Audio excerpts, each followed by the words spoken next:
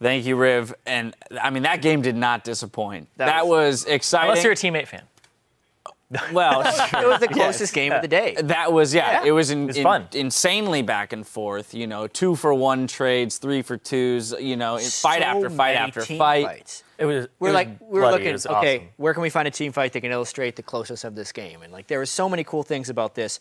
Phoenix getting really fed. He had 2 fights where there were triple kills. He shot Maple Street down.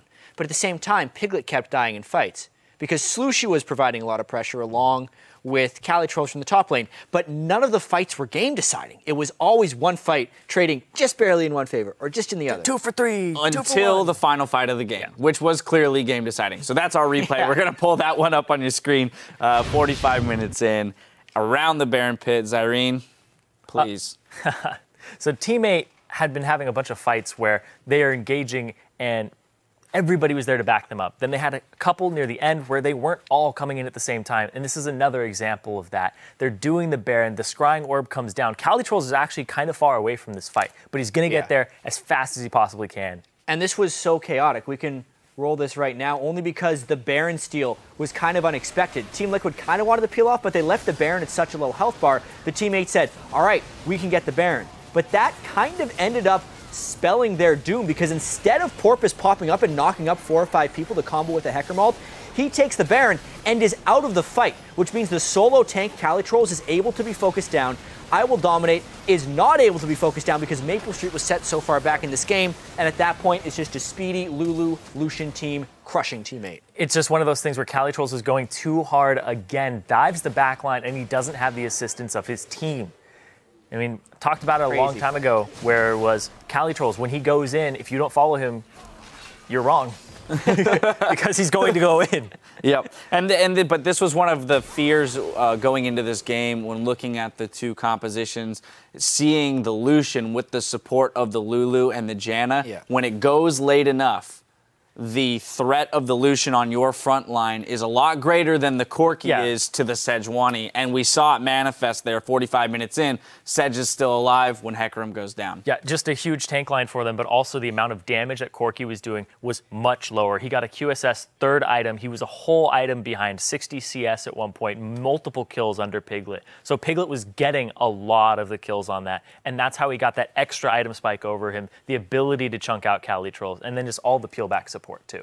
Yeah. So essentially now we have Team Liquid snagging that 6th place spot, making it into playoffs. But I have to say, those weren't the most ecstatic faces I've ever seen on people who just qualified, last game of the season qualify, or tiebreak, not even last game of the season, had to get to the tiebreak, win that.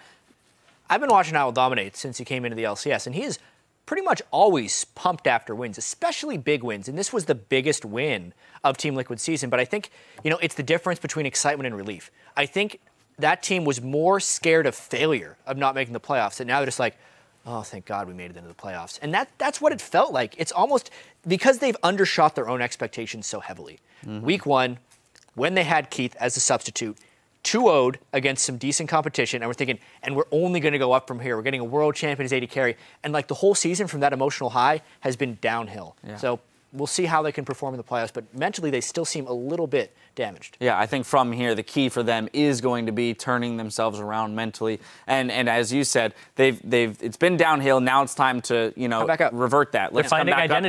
This is the right start to move in that direction. Now, just lastly, I want to touch on Teammate as they did not qualify with this. They are in 7th.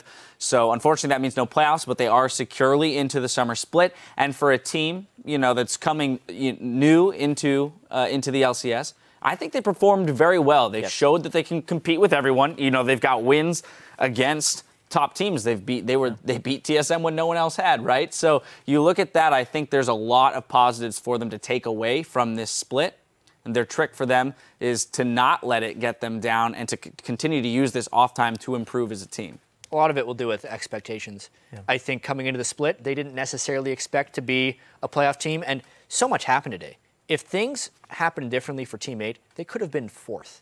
That's how swinging this day was for them. So it's obviously going to be very, very disappointing for Teammate, but they need to recover, right? They are still a good team. They know they have the potential. They weren't thinking of winning the split anyway. If they want to go to Worlds, they're going to win next split, right? That would be their mindset. And I think they can take a lot of positives away from the split. Yeah, I think I was kind of concerned for them coming from Challenger to here was that they weren't going to be able to, like, Maple Street wasn't going to be able to perform and hold up to other AD carries. Cali Trolls was just going to fall onto farming top laners and be pushed off of his champion pool because it was the meta. Yeah. And it did kind of happen a little bit. But then when they broke out of that, we saw some really good things from Teammate, and they started to define a style for them. So as they refine that over time, there's a lot of good things in that team. Slooshy, Porpoise Pop stepping up mid-season was just wonderful to see from that team. So they've grown exponentially, and a lot of people put them near the bottom. And the fact that they're kind of near the bottom, but also making plights towards the middle, like making strides towards it, was really impressive to see. So props to Teammate for this season. Want to see them continue to evolve and push their limits. Let's update the standings to see how that game changes things. Team Liquid have claimed the final spot in the spring playoffs and will face the loser of our next tiebreaker in the quarterfinals. That means Teammate slide down into 7th place and are done until the summer split begins. Still to be decided is whether Cloud9 or Counter Logic Gaming will take the 2nd seed. Now, there was a coin toss just moments ago between CLG and Cloud9. As you can see here, Cloud9 ended up winning the coin toss and have elected to take the blue side. So we will reset the rift and bring you that tiebreaker after this. Stay with us.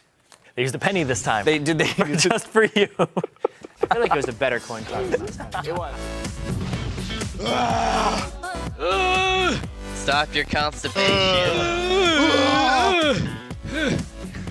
Wow, I hope we make mic check with noises like that. Two-man Glacial Prison in the go. Dodo is the target, and he's the first kill. Dominate target Piglet as well. He can flash the wall, and the man is safe. Watch out. Lucian, one more. Nice. Phoenix. He W'd, he flashed, he had everything. Nice. But the battle continues. Especially on 12 health stays alive. Phoenix finds a bunch of cleanup. Porpoise gonna get dropped down. A triple. We're on Corky. We killed Corky. Okay. There's two up. Push mid. They've got a hook in there as well. Fight begins. Slushy's the target. Oh, Boris gets Baron. Here comes Hecarim. Who's the target? It's Phoenix. The battle is over. Team Liquid will be the final team in the playoffs. Congratulations.